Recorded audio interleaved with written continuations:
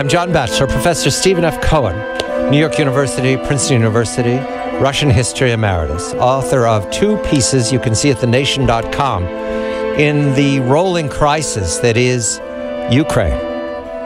Steve started talking about the unacceptable direction that NATO was taking many years ago.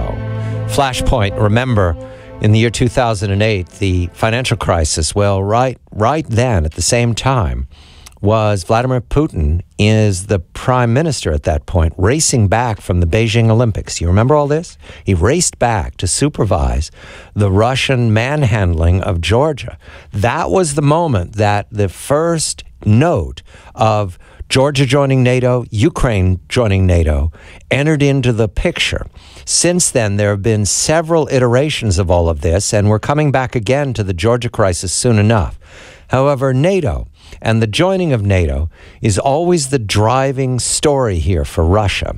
And I want to go to a photograph that's now on your Daily Telegraph page. If you pull it up, you subscribe to the Daily Telegraph, which I heartily recommend because this is the Tory version of the world. And you remember there's a Tory prime minister in London, a man who has joined with the president of the United States in opposing Vladimir Putin. But in this particular page of President Obama and President Komorowski walking together at the Chopin Airport in Warsaw, they're walking by an F-16 warplane, and 2 F-16 drivers are walking with them.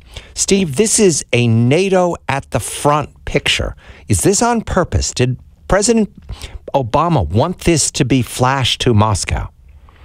Or flashed to the United States. I mean, his popular ratings, Obama's, in the United States are sagging, and a little wartime-like leadership often revises ratings. So I'm not sure, but whether he wanted it or not, that's what the Moscow, the Russian national evening news called Vremya, the Times, which is controlled by the Kremlin, at 9 o'clock. Most everybody watches it. It reaches tens of millions of people. I get it delayed here on cable. That's what they went with tonight. Obama in this hangar, a small group of people look like security detail, a couple pilots maybe, right. Some technicians, the president of Poland, and maybe the Polish defense minister examining a hangared American fighter jet, of which there are several in Poland. Now, what this is meant to signify is American solidarity with Poland. And now we got to deconstruct that. First of all, there's no threat to Poland. Poland has fabricated this fear of Russia. There is absolutely no danger of Russia attacking Poland. This is complete nonsense. In fact, about 2 years or 3 years ago, Poland, which had a lot of grievances against Russia, left over from World War II and from the Soviet Empire years, but also a lot of affinities, cultural, political, linguistic, with Russia. There began a kind of détente between Poland and Russia. And it was led by Putin. Putin made it part of his foreign policy agenda to repair relations with Poland.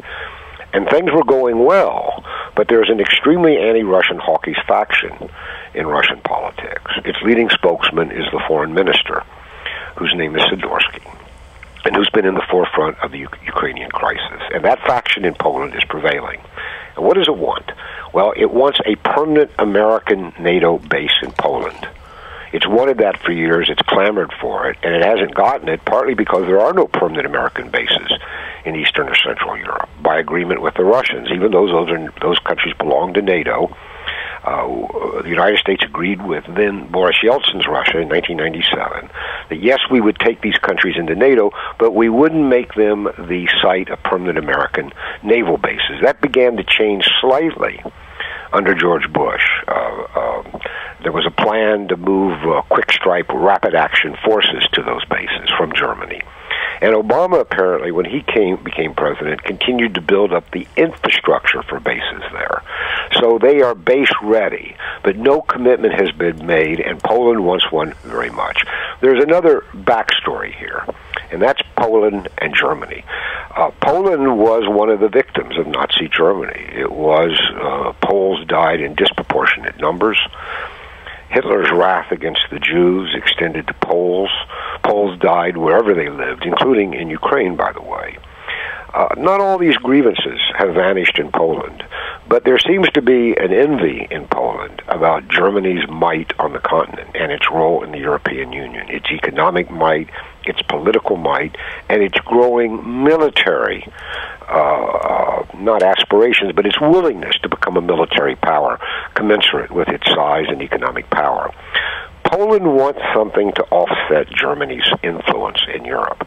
And that's one reason I think, I mean, this is just analysis, there's no hard proof, that Poland has been in the forefront of taking Ukraine away from Russia and bringing it into the West.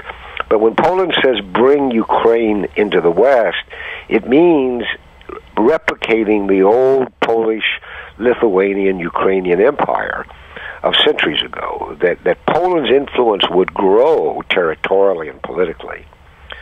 It's already in alliance with Lithuania, but that's a small country, with Ukraine, which is a large country of more than 40 million people. So Poland has been at the forefront of this, let's take Ukraine away from Russia.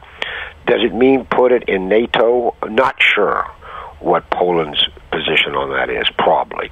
But Poland is the most militant country in Europe regarding Russia now and the Ukraine. I have this quote from the New York Times tonight. This is quoting a man named Kubiak, a foreign policy expert from the Institute of Security and International Affairs in Poland. He says, to echo Steve's reporting, the only way for Americans to prove their full commitment to Poland's and this region's safety is to move one of their large military installations from one of the old NATO members to Poland. That means they want a counter to Moscow at their border, Steve. They want to push this confrontation. But think about that, John. That also means that they want troops stationed in Germany at the moment to be stationed in Poland. I think that's what they mean by old NATO member. Yeah, think this out. Right. Thereby diminishing the importance of Germany in the overall Western scheme of things, and inflating the importance of Poland. That's all understandable. That's Poland's. I think it's wrong-headed by Poland. We'll come back to this, Steve, because we're headed to 2 dinners in Paris for the 2 presidents, and Poland will be in attendance as well eventually. Steve Cohen of New York University, Princeton University. I'm John Batchelor.